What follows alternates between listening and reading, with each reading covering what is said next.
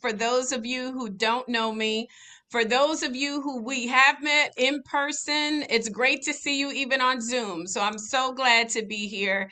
And I want to thank Antoinette and Marionette, the wonderful founders of this great organization that brings us all together.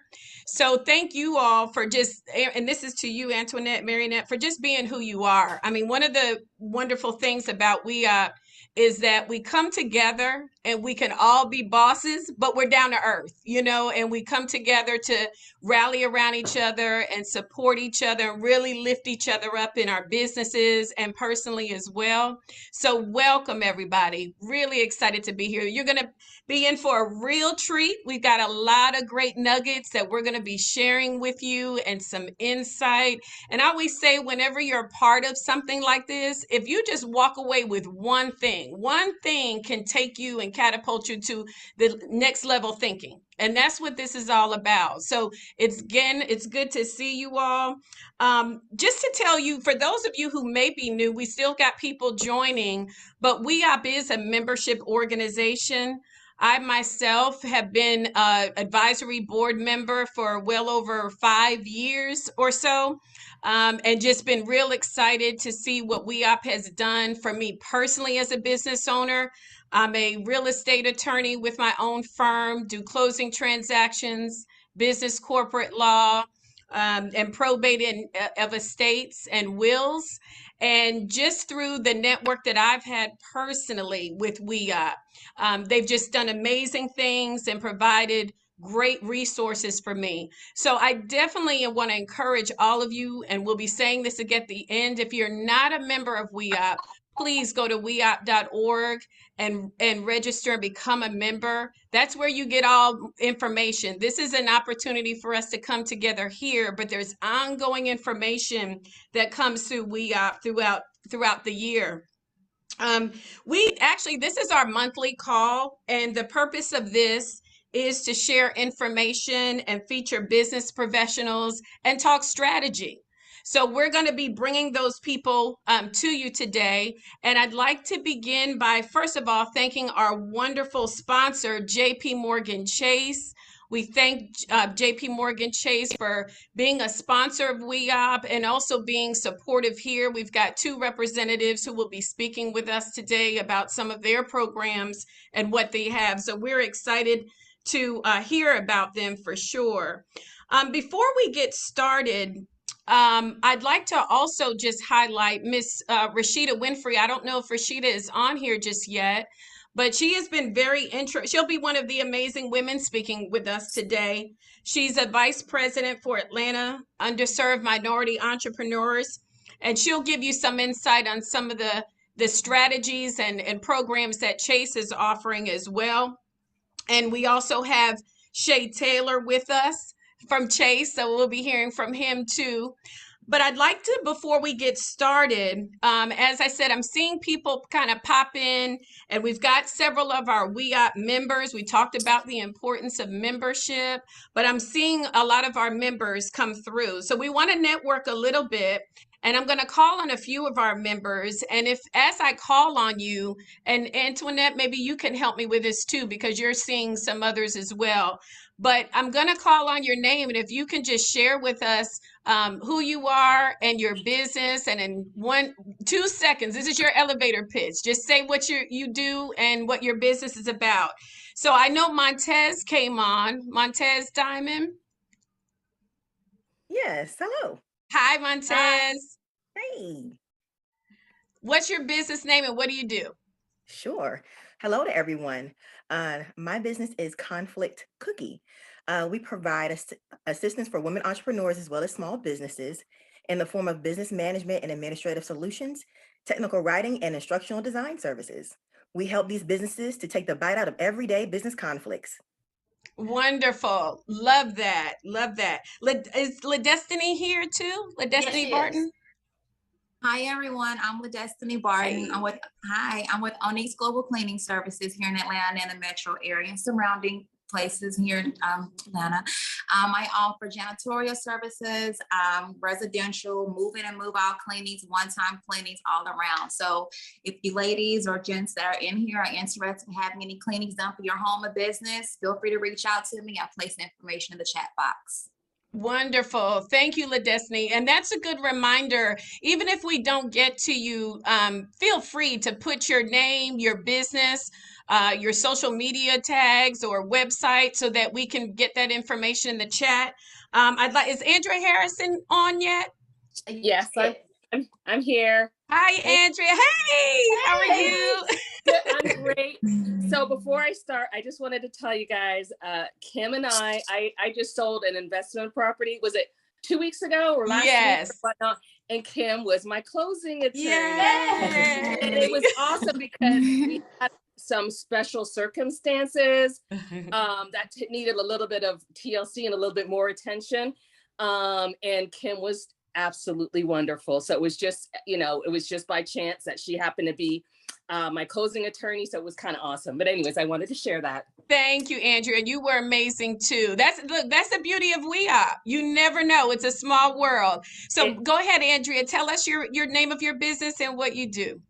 Absolutely. It's Couture Paper Flowers, and I create paper flower backdrops and arrangements for corporate clients and events. Wonderful. And I think have you done something for WeOp before in the past? I think that's. Yeah, I've done a couple things for WeOp, and through WeOp, I actually have managed to partner with different companies like Porsche and whatnot. And that was a direct relationship directly from being at a WeOp event. Yeah. Wonderful. So ladies and gents, you see the power of networking through WeOp. It really is an amazing source. Marquila, where are you? I saw you at one point. There you go. Okay, there you are. Say your name of your business and what you do. Hello, ladies. I'm Keila Taylor. I am the founder and CEO of Universal Salon Suites, and we're actually in the rebuild stages of our business. And we're also gearing up to franchise. But at USS, we provide workspace to beauty professionals. Wonderful. Thanks, Keila. And Irene. Kim, Jennifer's here. Jennifer. Hey, Jennifer. Thank you. Barbosa. Yes, Jennifer. Thank you. What's the name of your business? Look, you got that wonderful logo. Tell us which name of your business and what you do. There you go, girl. Show us. Yes. Good evening, everyone. Jennifer Barbosa, CEO and founder of International Supply Partners. We supply medical, office, janitorial, and industrial supplies and equipment, and we specialize in innovative products that can help take your business to the next level. Wonderful. The logo looks great too, by the way. Really love that. Andrea Bennett, was she on too? Yeah, she was here a second ago. Okay, maybe we can come back to her. Okay. Irene Billingsley, also an advisory board member. Is she on? Yes. Yes, I am. Hi, Irene. Hey, there you go. Hey. Nice to see you again. Nice You too. Yes. I am actually but I am a licensed real estate broker here in Georgia. I've been a licensed real estate broker for a little over 21 years here working. I just started a new company about a year and a half ago. It's Peace IW LLC, and that's another entity within my business that's dealing with buying property and renting that property out to low to moderate income families. So that's what I will actually talk about later. If Antoine, I think I'm coming back in later, if I'm correct. Or do we go into detail? No. We were just doing introduction in the beginning. Okay, so yeah. Okay. Yes. Okay, so that's it basically for right now. That's good. And I think that's amazing. I just like to point out real quick, the wonderful thing about entrepreneurship and business is that you can do more than one thing, and a lot of where I'm from up north, that I didn't really see that a lot. But now here in Atlanta, I mean, it's amazing. People have multiple ways of taking the same skill set and using it to develop different streams of income. So Irene, you're just mentioning that. I just thought that was important to note that we got to maximize our potential for sure. Who else do we have, Antoinette? Hermits is here. Hermits is here. Okay. Hermits, how are you? I'm well, thank Good, you. I'm trying to good. get over a bad cold, so Oh, that's why I sound like a Okay. frog. Well, you look great. You don't look like you're not feeling well, but tell us the name of your business and what you do. So yes, my name is Herman Smith-Sotsa, and I am CEO and founder of Ubuntu Speaks. We do global workforce development as well as DEI training and facilitation. And so as a global consulting firm, our clients are international agencies and corporations who have diverse workforce and who seek to really make the human connection with their clients globally. Awesome. Love that. Anybody else? Are We we? have a superstar here. We have Glenda Stinson here with us as well. Okay, look, I was trying to save the best for last, but Glenda, Glenda, where are you? I saw you at one point. There you go. It's so good I'm to see here. you. Yes, you're our We Hello, Are board everyone. member. Well, thank you. That's the superstar, is being a board member. So everybody put your applications in. There you go. Hello, and thank you so much. I am the new owner of a business. It's Seat Business Development Group. I was off. I was somewhere looking for my membership email. I'm sorry. But You're fine. Seat Business Development Group, we help other businesses with processes, either with people operations and their actual procedures. We also do program development and support. Right now, we specialize in supplier diversity programming, where we're working to build programs with prime companies so that they will have more opportunities to engage with women and diverse-owned business owners. So thank you. Awesome. And thank you, Yes. Glenda. And I know that's a lot with your executive background with Georgia Power. So it's great to see you be able to launch your own opportunities for that. So you're amazing. Glad you're here for sure. Thank you so much. And I have the support of Montez too. So thank you so much, Montez. Oh, beautiful. Networking. Yes. That's beautiful. That's it. All Yeah. right. So Antoinette, am I missing anybody or have we? I think we covered most of the members today. If we miss anybody, we apologize. But I think we covered most of the WEOC members. I didn't know if Camille was here. She's one of our partners. She was coming from a Delta Sigma Theta, but I don't see her in the room yet. She said, Yeah, I know she helped with our economic equity forums, her Delta Right. Sigma Theta sorority. So we definitely appreciate the support of other organizations always. You know, it's a beautiful thing when we can support each other in our organizations. So like Antoinette said, if we missed anyone, please put your information in the chat. We would love to hear from you for sure. So And- just to go ahead. And I can also say that the Rashida is here now, so we're gonna pull you and her to the front, Okay. okay? And All we can kind of get started once it kind of lets you know. Oh, wait, Camille's here. Camille Patterson. She raised her hand. Camille, you gonna turn your camera on for Oh, 1 I second? see her. Yeah. Ooh, today is a bad day for a camera to come on. Oh, Okay, that's so you okay. can just talk. Okay, we just want to acknowledge you. I'm But sorry. Yeah, thank you so glad much for the invitation. Thank you for Okay. coming, Camille. Thank you for coming. So before you pull in Rashida, let me just take a second to just outline the agenda for everyone. We will be having Miss Rashida Winfrey talk about her role with supporting entrepreneurs in the Atlanta market. So she will be here as a VP of JP Morgan Chase. We will also have Shay Taylor Senior, who is a business consultant with JP Morgan, and along with Siobhan Hippolyte. So they'll serve as a prime example of a working relationship. So we actually have a live example of how true banking relationships can impact and make a difference in the lives of business owners.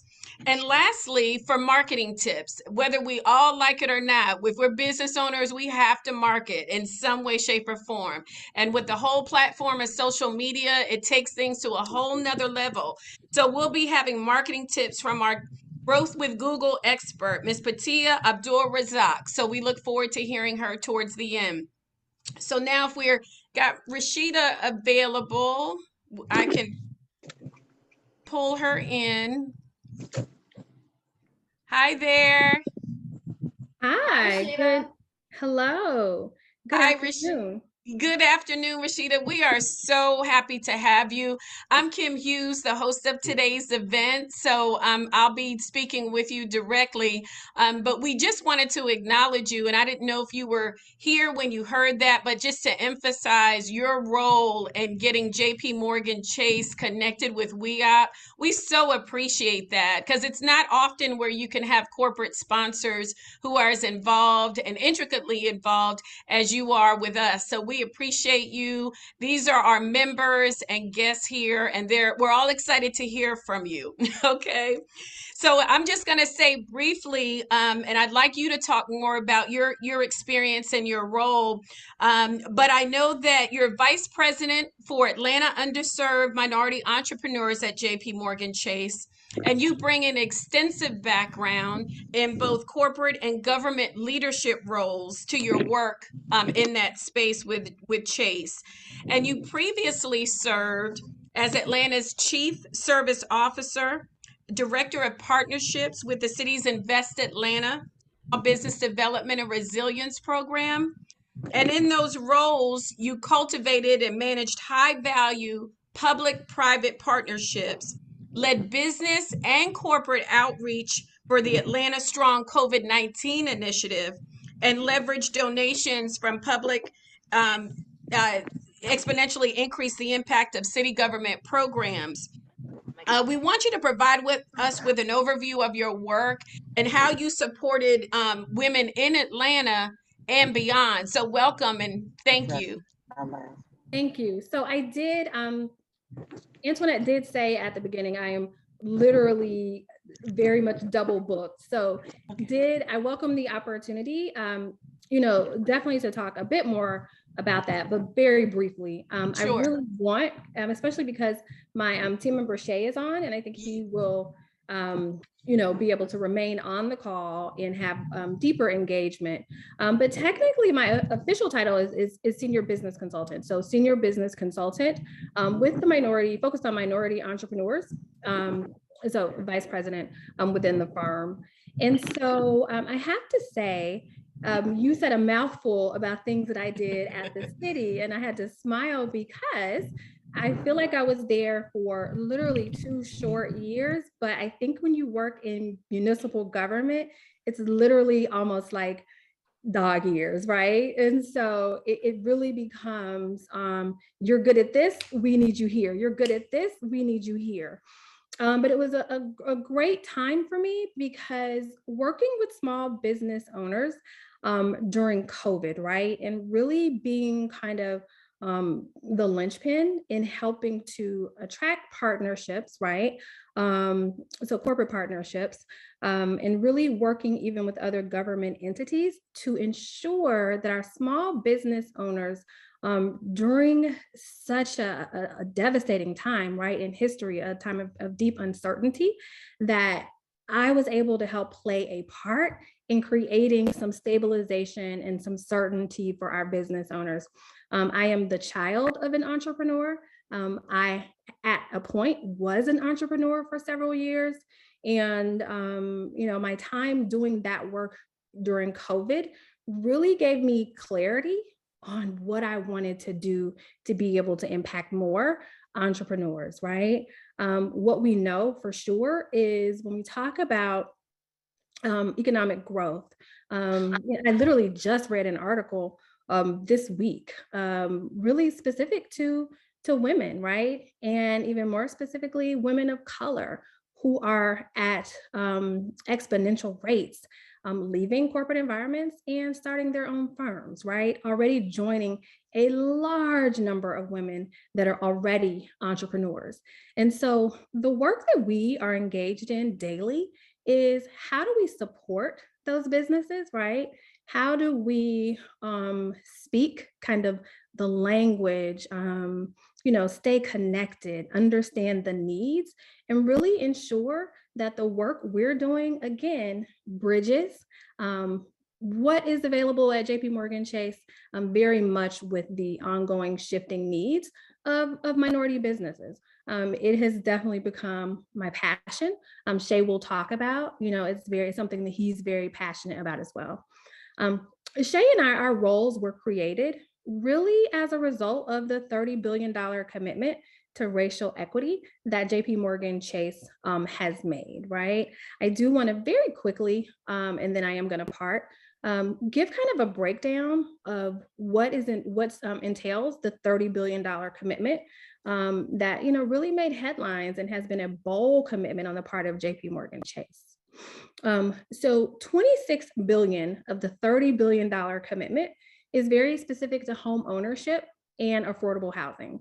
What we know is that for many people in our community, your home, right, is one of your biggest investments and is a huge opportunity to really pass down some type of generational wealth, right? Sometimes, in other vehicles, it's a little bit harder, right, than it might be for a homeowner, right, that gets to make payments, build equity, et cetera.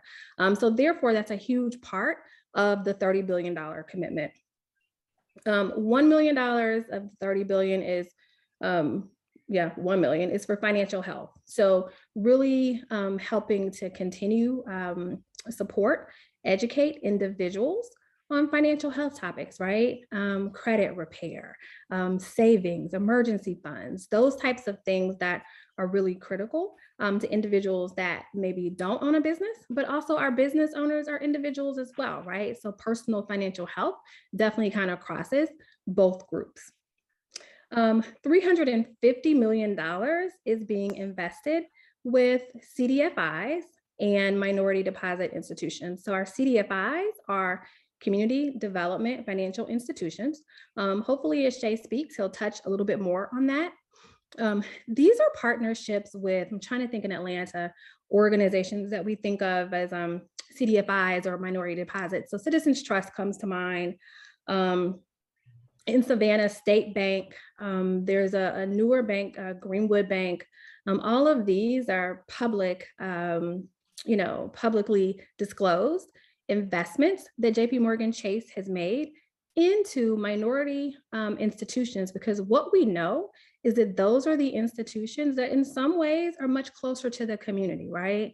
And, and that partnership between a very large bank and then our CDFIs and MDIs really helps ensure that we have like full community coverage, right? So that's a big part of that $30 billion commitment. $2 billion of that is philanthropy, right? I wish I could say that full number has gone to WEOP, but we started this relationship last year, and part of that is through funding from our foundation.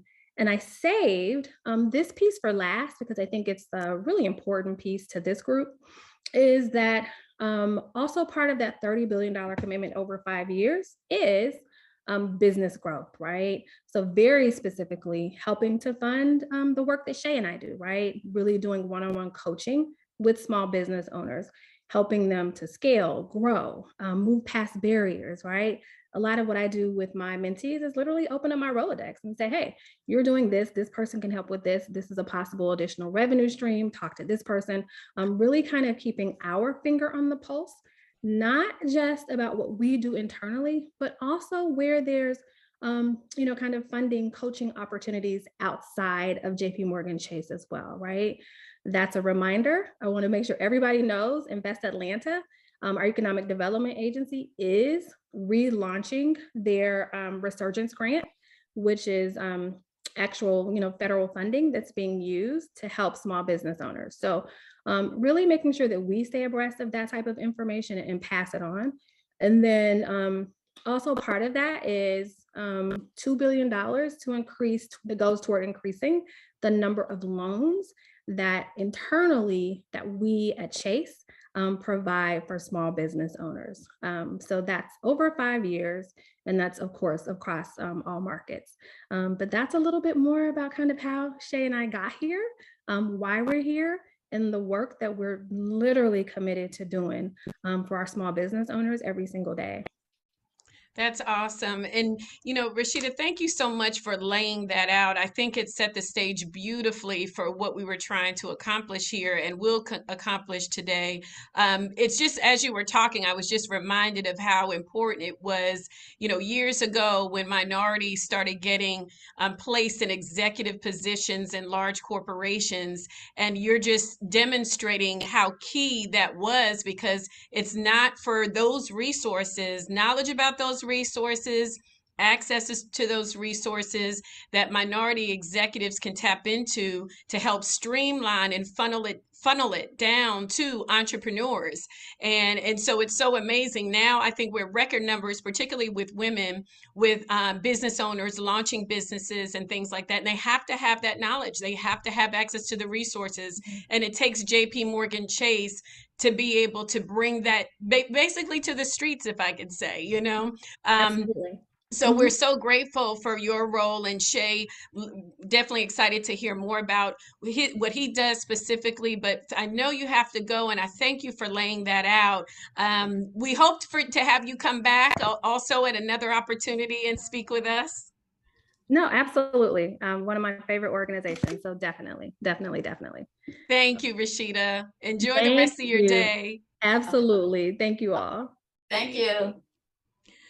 So, folks, that was amazing. I mean, I think that I just have to emphasize, and I don't mean to sound repetitive, but again, the importance of executives in large corporations. The reality is that's where the resources are, right? That's where the knowledge is.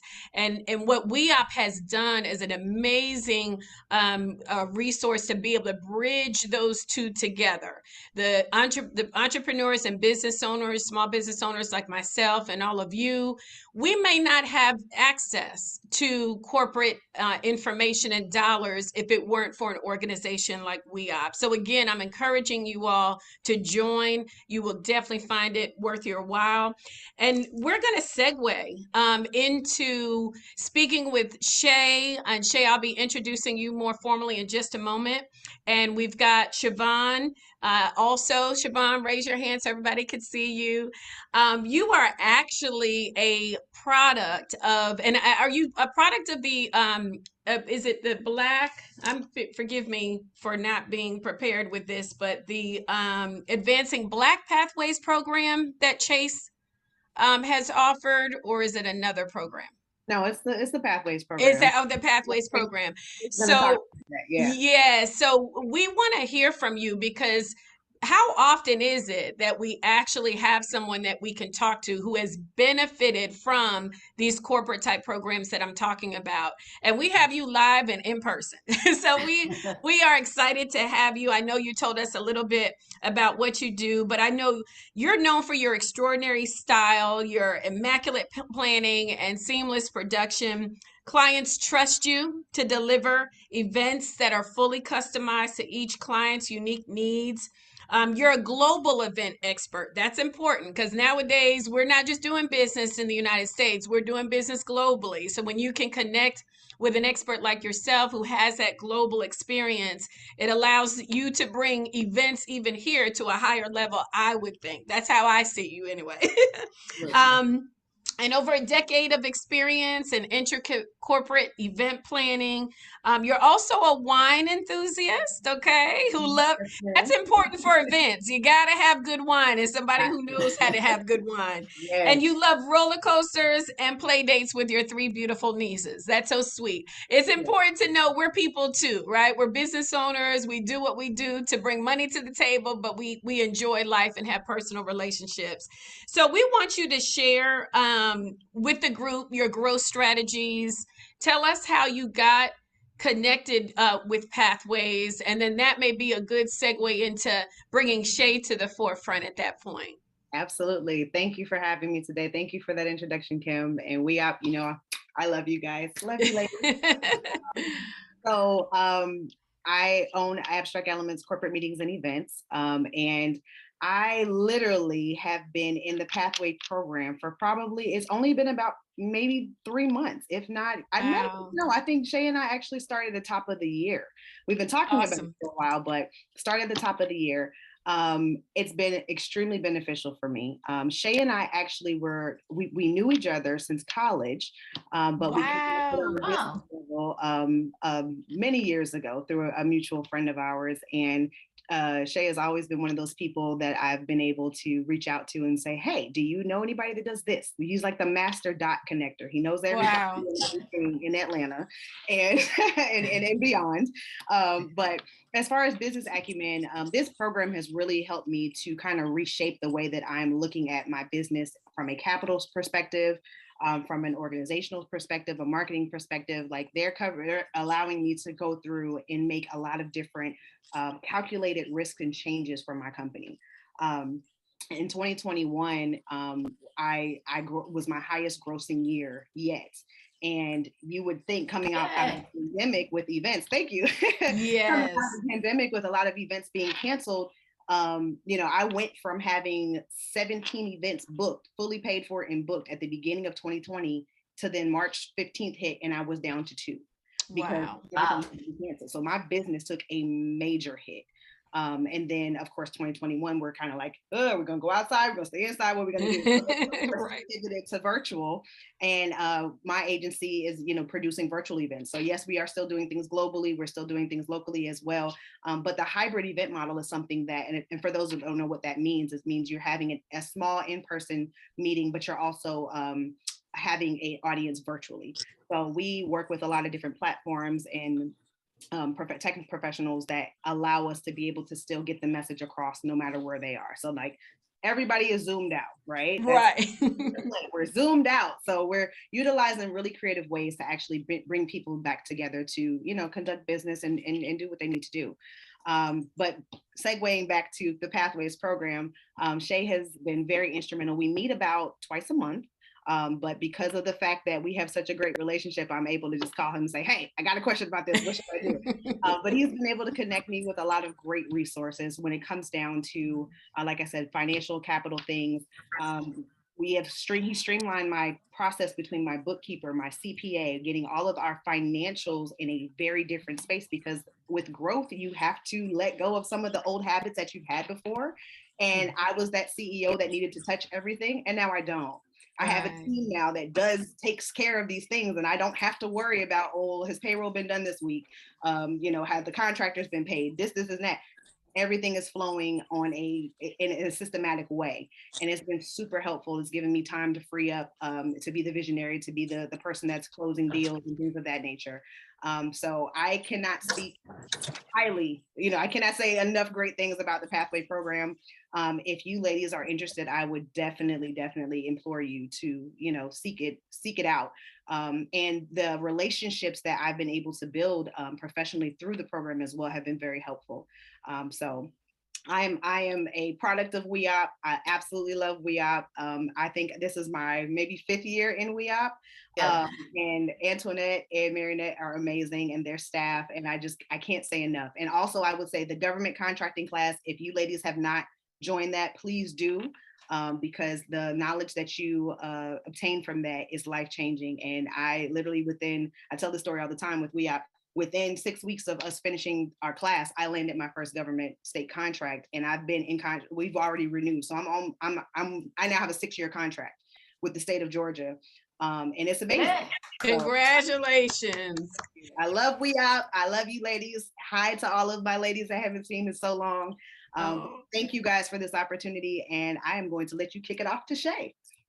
Well, Shay, thank you so much. And Siobhan, I just have to emphasize I'm not going to let y'all go so quickly into the fact that y'all had this relationship even before, because again, and Shay, I'm so excited to hear from you, because I think that's powerful. As you start moving along in life and developing, and there may be young business owners on here who are trying to find their way. How does even networking work? They're trying to figure this out, but it really isn't complicated. The beauty of it is that you just kind of work through your natural relationships, as you did with Shay, and as I was saying, he just happened to be in a role in corporate America that could assist.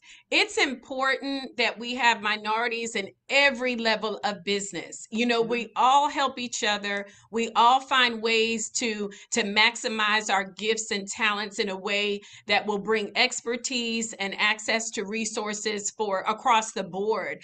You know, Shavonna, also, I just think I wanted to capture also the fact that you had to pivot so quickly. And most of us probably here have had to do the same in some way, shape, or other. But while that can bring fear in a lot of ways, if we learn to embrace the challenge, like I think we have, we'll find that we're actually better on the other side, because to be able to now open up your business globally in a way that's a lot less expensive for you and a lot more consistency, you can do that. I mean, it could be anywhere in the world right now, you know, in the moment, you know, in the snap of a finger. So it's amazing. So like you said, I would love to bring Shay in now. We've all been Shay, I think you're one of the few men here. So welcome, welcome, welcome. I will tell you, Kim, your energy is so great. I started off in banking and sales. You make me want to do 100 sales calls. I mean, your energy.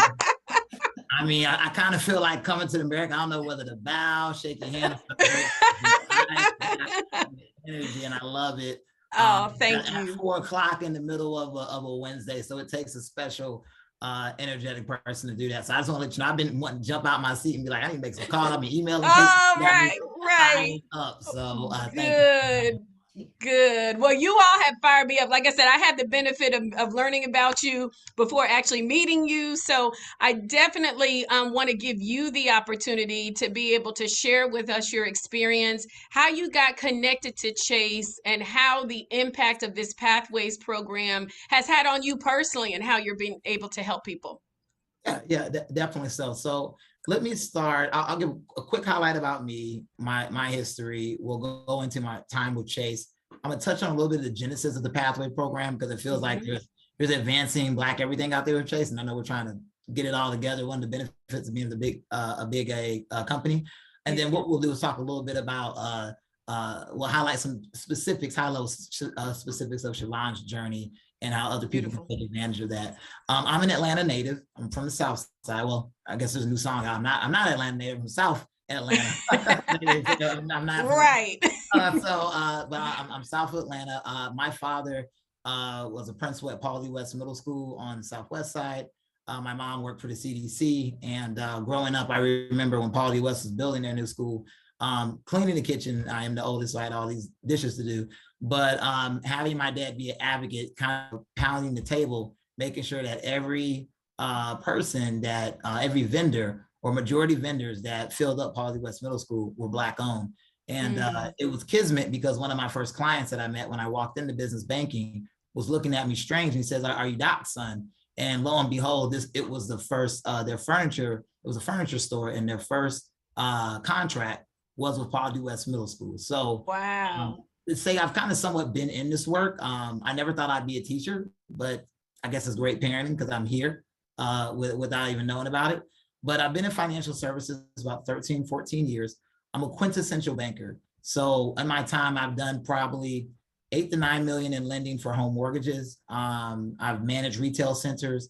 My longest stint has been in business banking, where I managed large companies. And in that time frame for the last 7 to 8 years, I probably lent over 7 to 8 million to small businesses. And I say that not to brag, but more so I tell my business owners all the time, we want to know the qualified, the people that are in the room, especially in a time where we do have a lot of self-ordained people that are giving us advice that they're not following. They're in the business of talking about being in business. That's right. I like to mention that because I've done the hand-to-hand combat, and I've sat with those business owners, and I'll tell the group, there are a lot of business owners, women business owners, that products and brands that you may know and love that come out the Southeast that I've either banked, done some type of syndicate banking, or advised and been with them when they were small to where, you know, they're grown.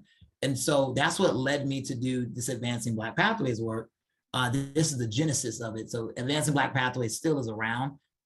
It's under Path Forward, but we're helping diverse entrepreneurs, in this particular sense, African American diaspora. But what I would do is I would work 8 to 6, doing my regular job of being a commercial banker. And then from about 6 to 9, I would take these calls because we kind of wanted kind of somewhat of a hotline for owners to talk with Black bankers about wherever they were at in the process. And what happened is that Genesis ended up being codified into its own line of business, where we're probably going to have more than 750 people by, it's probably already at that now, to a whole community business. And this was started by T. Duckett, who was a phenomenal executive, one of the top 6 influential women on Wall Street. She's African American.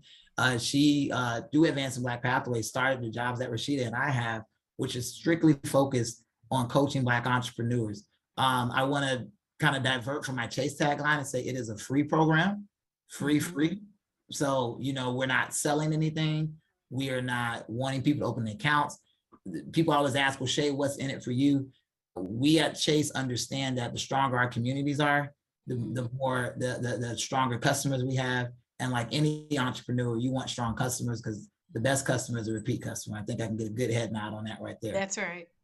So, you know, with Advancing Black Pathways, or Path Forward, we'll call it Path Forward. It's kind of gone into Path Forward. When we show up and we explain our banking, we use the Advancing Black Pathways kind of moniker, so that way we can wrap culture around the event. So I speak bank very well, but I love doing this because I can speak in language, but in tone to someone like Siobhan, who I've known forever, we probably have always spoken tone. Our communication is a little bit different than it was now than it was in college, right? So, but on our sessions, we can kind of cut through the corporate malarkey and be like, hey, this is what I need. She hit me up like, yo, I'm trying to figure out this. It's very good when you can speak in tone with somebody and they understand what that is. And so the ultimate goal of this mission, what Mission Complete looks like, is to help entrepreneurs move to the next stage of their business. And we do this in a couple of ways. I call it coaching and consulting. Sometimes we are sitting in and we're working with the owner, coaching up things that may be gap points. And sometimes it's a consulting effort where we are looking at, you know, what the owner is doing and giving them a different perspective. And that one-on-one coaching can be in a couple of sessions or multiple sessions, just depending on the needs of the entrepreneur and what stage of business that they're in. And like Rashida mentioned earlier, our Rolodex is your Rolodex. So we look to open that up. And, you know, we've probably all heard about the conversation of the African-American dollar only stays in our community 8 hours or something like that. And one thing that I really have been focused on, and how I grew up and raised, is to be a super connector. Being from South Atlanta, I never understood the concept of buy Black, because that's just what we did. I never understood I root for all Black people to win, because, you know, like my grandmother told me, I said, what team do I root for if my football team's not in the game? She said, baby, you root for the Black quarterback. Like these are just things that are, and it's the culture. If you're from Atlanta or a place deep in African American culture, my people are from by way of Louisiana and Houston, Texas. That's just how they were. And so it does feel good to kind of have that conversation with African American business owners and being able to really kind of break apart what they're doing. And a lot of times it's not breaking apart. You know, Siobhan, I told you, Siobhan, you said something earlier. I almost put my coach hat on, but I said I'll take it off. I can't remember what you said, but you weren't giving yourself enough credit. And I tell owners all the time, we are not as far back as we think we are. I think a lot of times we put a lot of stress on us. And as somebody, that's why I led with how much I've dealt with business owners at every single level, all the way from the startup level to the $100 million level. So my focus is not the $100 million level. So I don't want anybody to think that we are dealing with early stage entrepreneurs or just through any stage of the journey.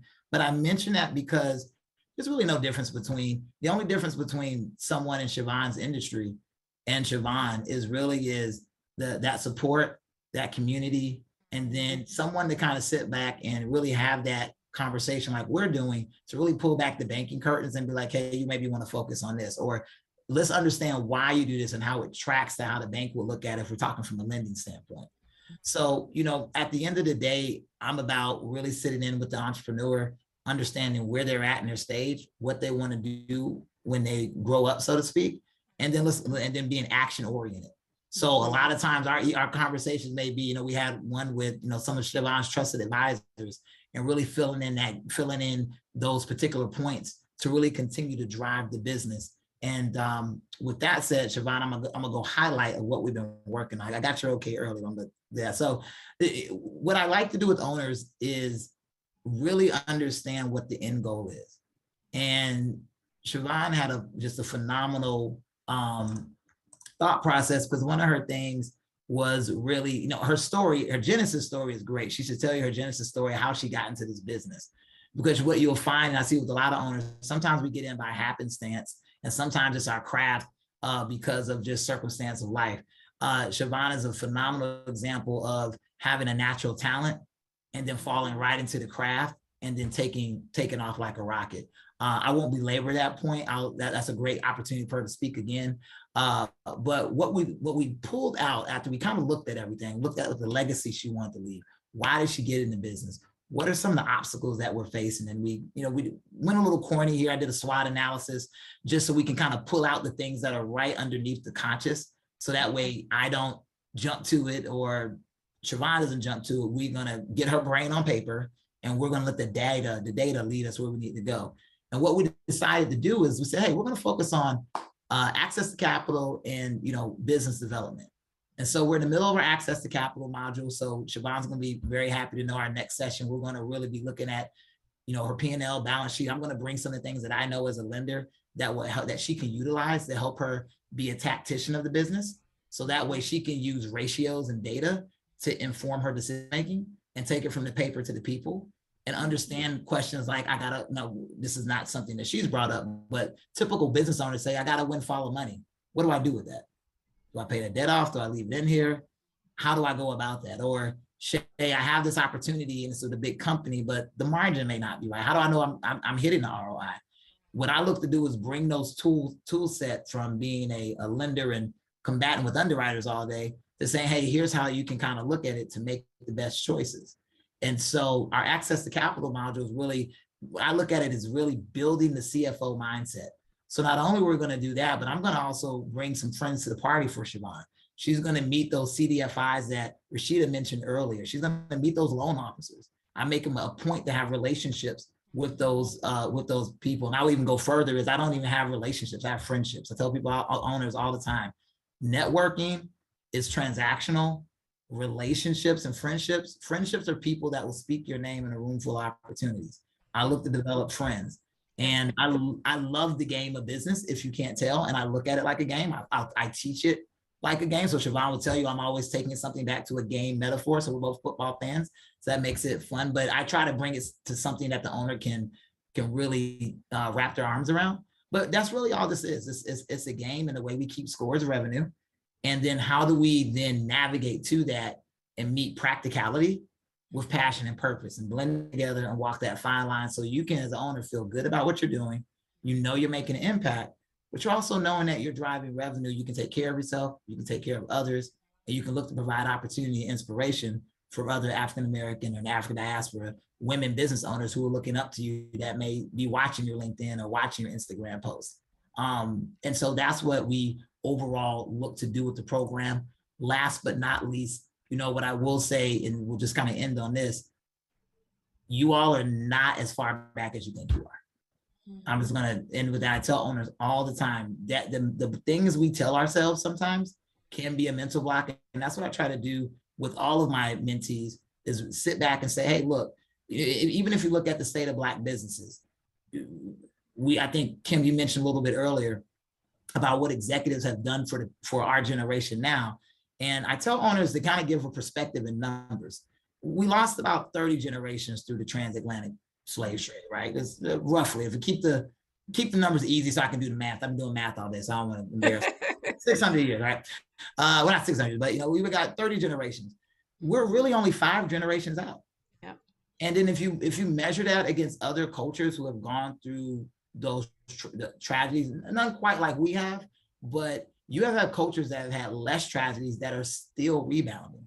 Mm-hmm. And so when you look at 5 generations out to compare it to 30 generations lost and where we're at in a land that didn't even want us, and the impact and the strive that we're making, I just want to let y'all know, I'll put the information down here for us to connect. I can speak for Rashida, I can speak for ourselves and our team.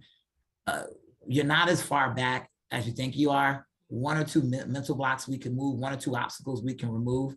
And WeOp is just like I said, being here has been phenomenal. I've actually emailed 5 people since I've been on and said, y'all got to come here because what y'all are doing for each other is phenomenal. That women helping women to really make sure that support is there. So not only you stay in business, but you grow, sustain, and kick butt in your industry. Because I've heard some businesses on here today. They need to look out for y'all. Yeah.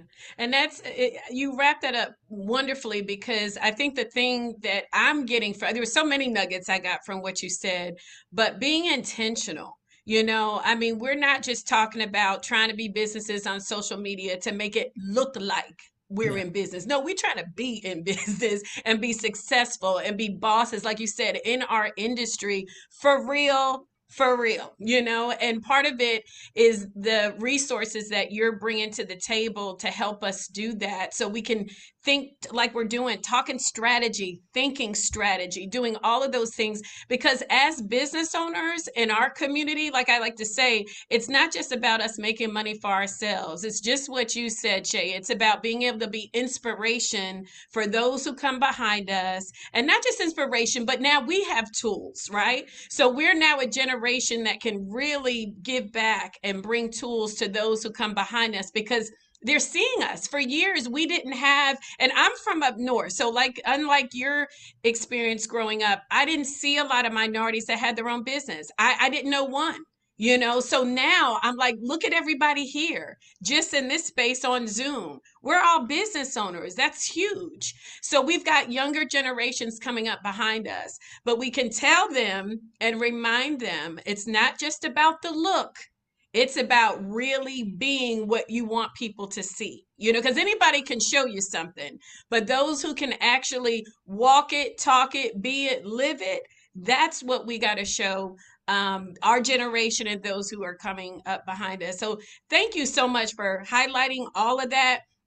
I'm thanking you personally and on behalf of WeOp for just, your life is the work. Like, thank you for putting your life into the work and benefiting business owners like Siobhan. And I'm sure you're going to get plenty of calls after today. So just be ready.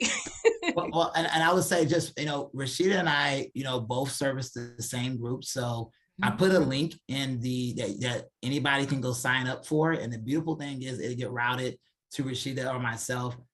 We both have 2 distinct styles, but we also collaborate as well. I learn a lot from her around what is going on out in the community as in getting funding and grants and things of that nature. Me being 12 years in, but Chase being, just kind of a hardcore numbers. I always tell people financial statements is my love language. Like that's my thing. So so that's what I love is I like the diversity and the dexterity between her and myself. So on that link there, the beautiful thing is it'll be routed to her and myself. And we're around. We're always out in the city. And thank you for having us. And Siobhan, thank you for inviting me. When I remember what you did earlier, I'll let you know in our next session.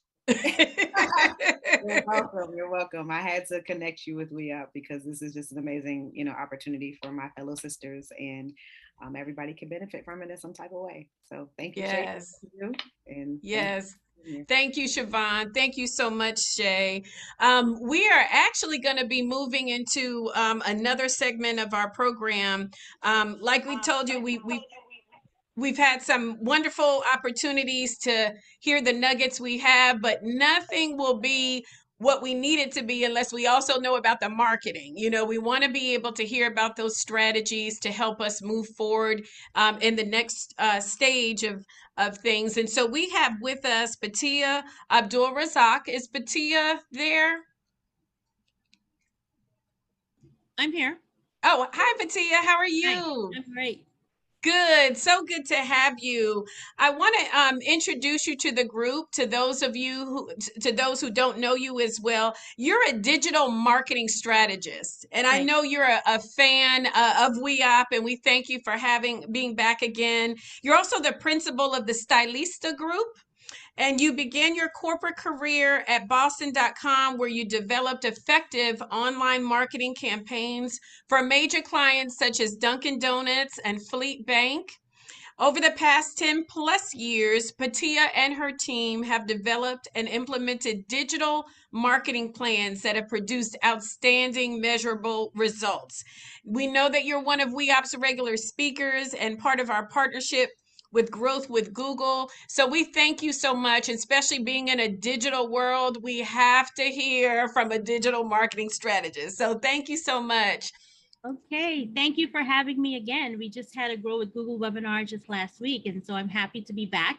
And today I'm wearing my digital marketing strategist hat, not my Grow with Google presenter hat. Okay, so Antoinette asked me to just put together a few slides with some marketing tips that anybody can implement no matter what kind of business that you have immediately after this presentation. We know that coming up with a marketing strategy takes time, it takes a lot of thought, but there are definitely things that everybody can do to set you on the right track. And so whenever I do these little nugget types of presentations, I like to talk about having a robust overall digital presence. So a lot of people are under the impression that, you know, social media is the end all of everything you could possibly do. It's going to save your business. You're going to make millions of dollars. It can, but I need you guys to understand that it's really just a small piece of the overall marketing puzzle. And if the rest of that digital marketing puzzle isn't working for you, then social media by itself will not have the desired. I think somebody needs to mute themselves. Are you guys hearing a feedback? You're getting a little echo. If you only focus on social media, which tends to be something that people do, then you are actually never going to reap the benefits of having an overall robust digital presence.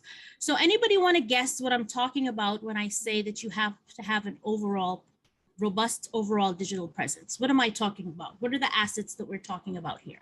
Anyone? Don't want to guess? All right, I'll tell you. So I'm talking first and foremost about your business's website. There was a time when social media was just coming on the scene where people were saying you no longer need your website, all you need is social media.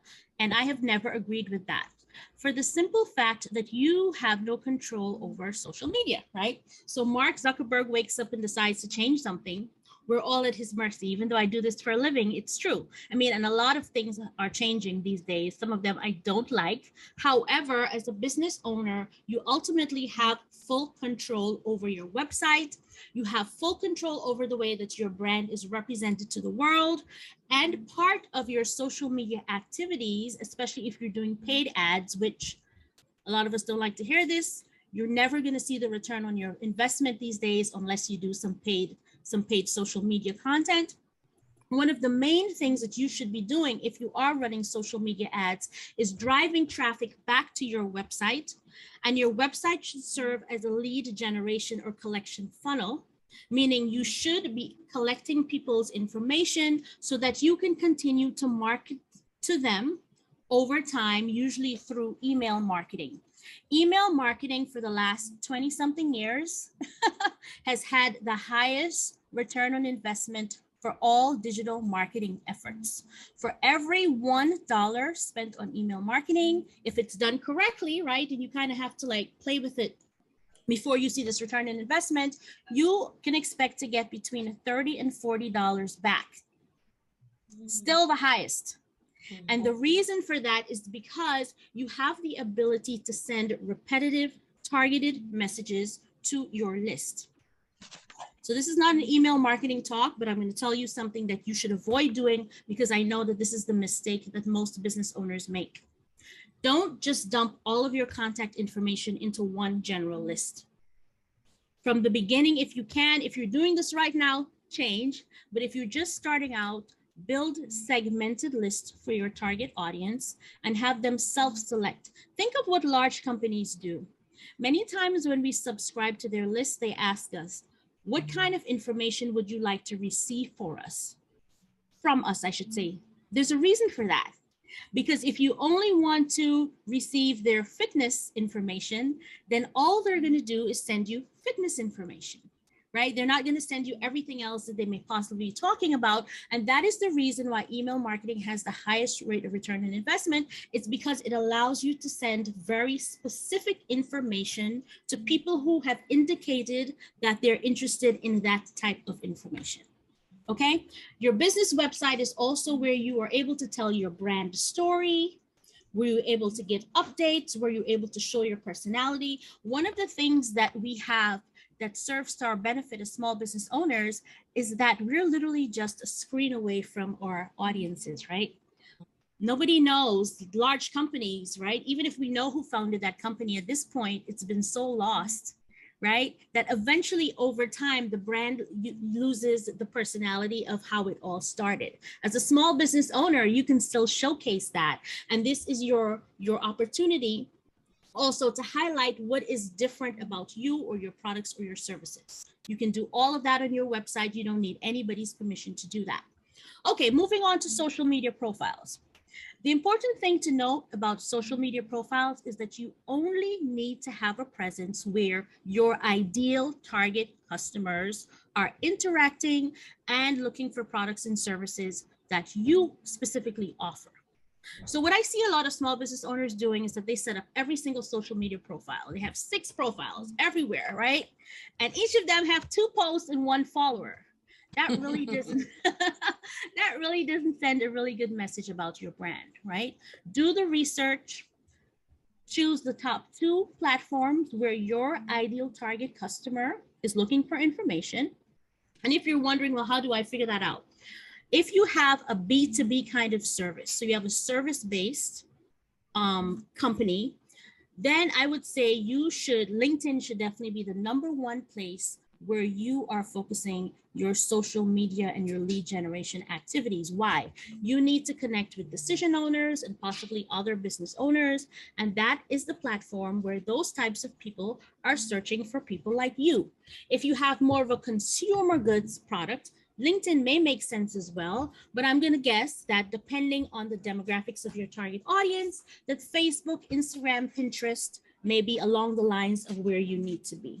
Okay, so this is not about setting up a million social media profiles and being unable to manage them. This is about really doing the research and figuring out where you need to be so that you can place yourself in front of your ideal target audience.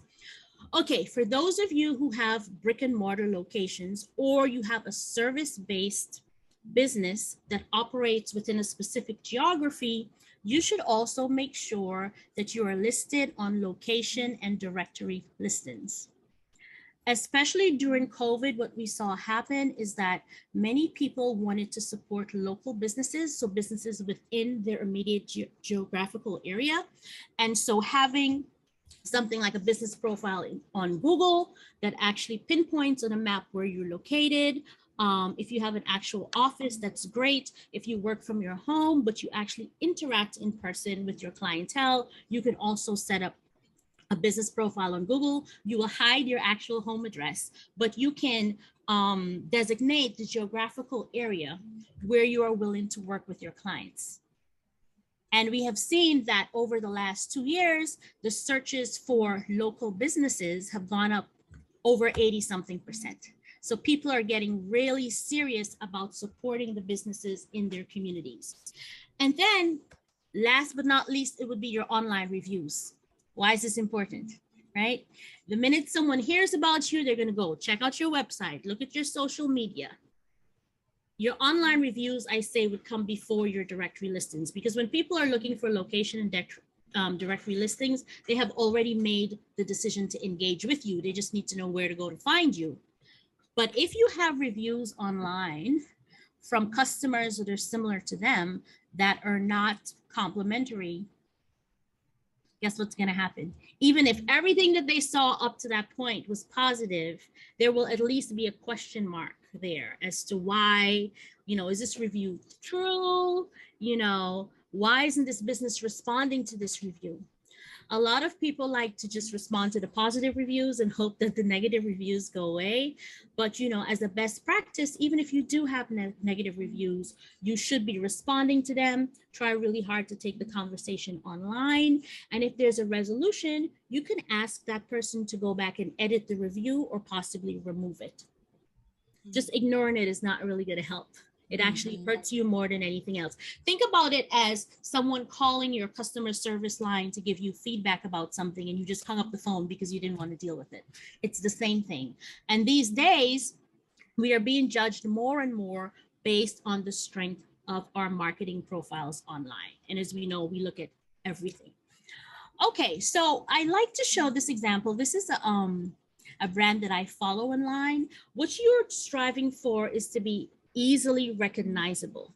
So someone may just be browsing and not really paying attention, but because they've interacted with you in the digital space at some point in time, whether it's your social media or your website, or they received a newsletter, they should be able to identify your brand over time just by glancing at the screen. So I love this site. It's called African Prints in Fashion. They have amazing African themed clothing and furniture and everything, and the models are always gorgeous. So this is their website. And you know, you probably will always remember the logo after you see what I show you. And then when we go to their Facebook and Instagram pages, it's like you don't even have to think. The minute you see the representation of what they're sharing, you automatically know that it's African Prints in Fashion. Over time, this is what you're looking to achieve, right? Whether it's your logo, your mission statement, the way that you represent your content. Now, it's very easy for you to do this if you have products, right? A little bit more difficult if you have a service-based business. You know, in terms of the visual elements of your company, things like logos and things, you can, you know, pretty much do that. But maybe it's the quality of the content that you share. Maybe you're constantly sharing downloads that give useful information. Maybe you have a playlist of how-to videos that explain the benefits of your service, right? So, you know, I'm telling you this in what, a couple minutes. It takes some thought. But the point here is that the overall impression of your business, no matter where you are found, needs to be consistent so that over time you become easily recognizable. Does anybody have any questions about anything I just said? Anyone? No? Anybody struggling with this right now, trying to figure out where they should be on social media, how they should kind of like decide where to focus or not? Well, Patia, I'll mention, you know, for me, it was difficult to even be put on social media. I'm more a person, you know, personal interaction is how I did a lot of my marketing. So when social media came, it just felt like like too much almost, you know. I was a little overwhelmed by it, but I'm slowly getting there. And I feel like based on what you said, it kind of is helping me be more intentional, because was my thing. Where do I focus? And so I've narrowed it down for myself. But I have not utilized my website as much. And that's where I think I might be lacking, because like you said, the attention has been so much on social media that we forget, you know, some of the basics that we use to start our business. So I'm realizing after your talk here that I need to give some attention to that and make sure that that's an active part of my marketing strategy. Because right now it's just that, you know, it's just there. You don't think about it. You're so more focused on Instagram and Facebook. So. Right. And quite honestly, unless you have a product-based business, in terms of revenue, it's not going to come from Instagram and Facebook. It's going to come from you have to pull whatever leads you get from the online space and make them personal. So newsletters do that. What we're doing here still does that. Right? So it may be a way to capture the attention, but you know, nobody's going to impulsively hire me to do marketing strategy for them from Instagram. They may see my Instagram page, but there's still meetings. They want to see case studies. They want to talk to clients. They want to talk to me, right? That's how, for most of us in the service space, That's how business is still done. Now, my clients who may have product lines or like, they have, clothing lines, they do make money on Instagram because what they have to what they're marketing is visual, right? And so you can click to buy, especially if it's like, shoes and things, right? Things like that. But, it's really understanding how your specific target audience operates in the space and then coming up with a plan to maximize the opportunity. Social media is an opportunity, right? That's all it is. It's another amazing opportunity, but you really need to figure out exactly what you specifically need to do to maximize that opportunity and then to nurture the leads that you get from social media in ways that make sense for your particular business. Tia, we have a message in the chat. A question in the chat. It states, any suggestions on a post once, but publishes on more than one outlet, social media? Yes, absolutely nothing wrong with that. What I would say is that don't be too matchy with it. So just kind of like, change things. So for example, on Twitter, you can't say, now you can say more than you could have, but you can't write a paragraph like you can on Facebook or Instagram. And just in case people are following you on all the available platforms, you don't want to seem lazy, like you're just copying and pasting. So there are ways that you can share. There are ways that you can share the same content, but just, change words up a little bit, or maybe instead of making a statement, pose a question, right? And it kind of like helps to pull your audience in and get them to engage with you. Maybe create a poll as opposed to, whatever. Send people to the website to download your fact sheet, right? It may be the same visual content, but you can find interesting, and it also helps you, right? You don't have to come up with 20 pieces of content per month. Maybe you just come up with 10, and then you find interesting ways to repurpose them. There's another question, Patia says, do you think that lead magnets are still a great way to attract clients to your website for service-based businesses? I am really interested in taking images off of social and pulling my audience to my website more. Absolutely. Especially if you're doing any paid social media ads. For me, that's where I tend to spend most of my clients' ad budgets. Lead magnets, pulling them off, and then, feeding them bits of information over time that will get them to convert or contact the client or whatever it is. Because social media is so one-off. If you think about it, you see a pretty picture, then you're scrolling and you're going all over the place. Everybody's attention span. The attention span for the adult on social media is 7 seconds. Wow. Unless somebody is making an impulse buy or it's an emergency situation, they're really not paying that much attention to what you're doing. As opposed to using a lead magnet, right, where you collect their information and now you are able to connect with them repetitively over time. But Tia, can you give an example of a lead magnet? I'm not as familiar with that term. Okay, so a lead magnet is where you would offer usually a free piece of information, or if it's a product business, whatever, in exchange for email address, contact information. So you can then, push those contacts through your marketing funnel. So something attractive that your ideal target customer would be interested in too, and give their information willingly. We have another question that says, I've been told that newsletters no longer work to draw clients. Can you please explain why that is not the case as you have shared? And I would just like to say that I think newsletters are a great way to attract clients, because every time we send a newsletter out, we get new members, we get people registered. So I just want to add that little bit in. But email marketing. Right. Yeah. So I can understand why people would assume that. And there are things that can make newsletters ineffective. If you're Tia, 1 second, can you take your presentation down for a second? So sure. Okay. If you are spamming people to death and sending them messaging that you're not interested in, they will fail. If you are not having people opt into your list, meaning they are giving you permission to contact them, meaning that they're self-selecting the kind of content that they want to receive, it will also fail, because what you're going to be doing, that's that general newsletter list that you just dump everybody's name into, right? What you're going to be doing is that you're going to be sending them information that they're not interested in. Okay, so that is why segmentation is very important, right? So that that the messages that you're sending them is based on their interests and the fact that they gave you permission themselves by filling out a lead magnet form, by going to your website. Email marketing should always be opt-in.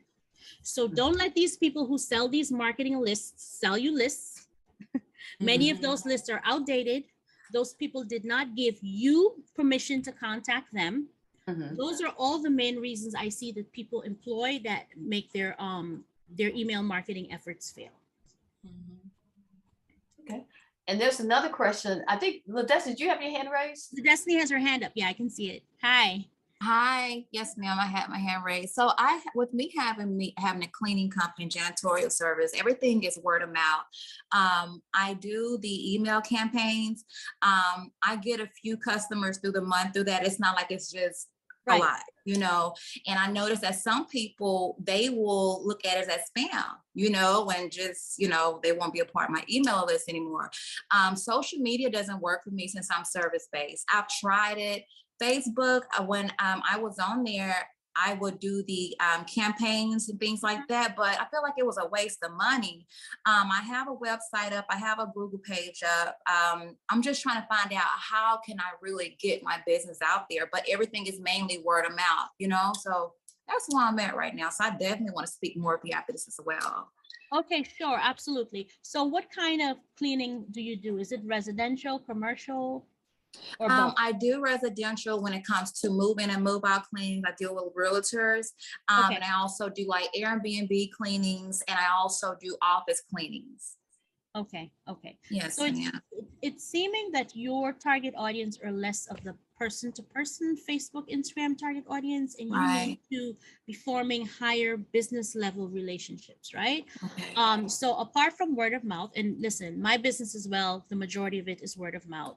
I would possibly focus more on LinkedIn, making those high level connections. LinkedIn, okay. And LinkedIn itself has some built-in. So LinkedIn started out as pretty much an online resume. It has progressed way more to being more than that, right? There are ways that you can actually have people make introductions for you to people like themselves, people who you've worked with.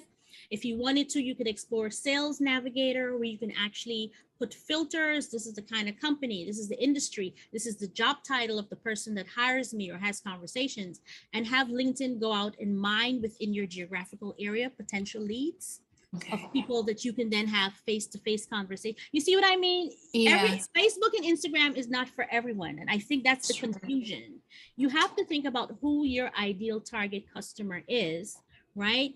And develop your digital marketing plan based on that. Now, it doesn't mean that you can't have a presence on those other profiles. It just means that you need to put your focus elsewhere where you're actually making meaningful connections.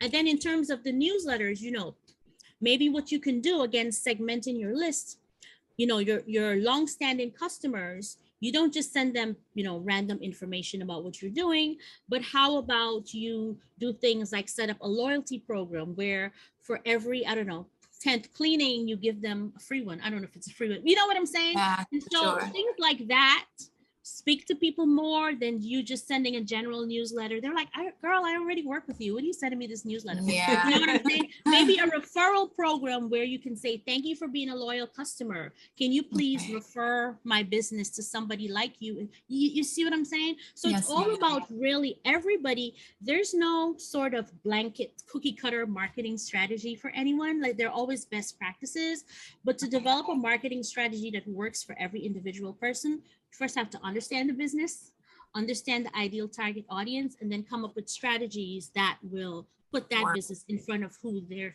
target audience is. That makes sense. Thank you so much. You're very welcome. Patia, there is another question. Do you have a suggestion for a quality lead magnet or CRM that can serve as a platform for a marketing funnel?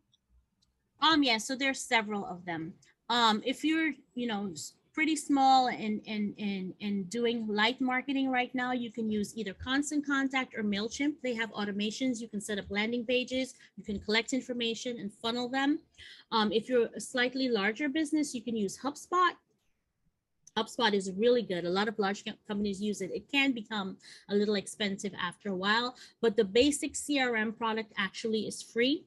You can also set up landing pages and email marketing with a list up to, I think it's 1,000 for just $50 a month. And then after that, it becomes this ridiculous expense. Like literally it goes from like $50 to like $800. I don't understand that. Like there's no in between. It's very weird to me, but there are several ones out there that I can share later with Antoinette that you can explore. Honestly, you're just looking for the ability to capture leads, set up targeted landing pages, and then have those leads be fed into a funnel that you can then do some automated marketing to. Marketing automation is the way to go. You don't need to be sitting at your computer every single month coming up with a series of newsletters. You do all of the work in the beginning, you build the automation, you turn it on, and then, you know, it just feeds your leads as they come in. This is a good one, I thought. Should you have a separate LinkedIn that is only your business and not yours personally, or can they be together? No. So as a best practice, you need to have a personal LinkedIn profile. We all should have that. That's how you start. And then you attach to your LinkedIn company, your LinkedIn personal profile, you have your company page. So personal profile, and the personal profile owns the company page. And why that's important is because on the company page, you can see analytics, who's visiting the page. You know, you can see what industries they're in. You can run ads. You can do LinkedIn Live. So, you know, it's kind of like the B2B version of Facebook, where you really get insight into exactly how the page is performing. Okay, I see Jennifer has her hand up. Yes, thank you. How are you? I am great, thank you. So I had a question. I think mine is similar to LaDestiny. I am a B2B business. We are in supply chain, business, office, medical supplies, and janitorial. And it's really difficult to try to figure out, you know, we send out newsletters on some of our products that is up for sale, like a weekly special.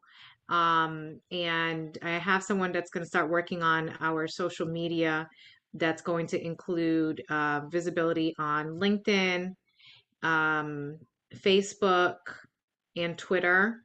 Okay. And Instagram. Okay. And it's all through the Hero post. So everything's going to be uniform.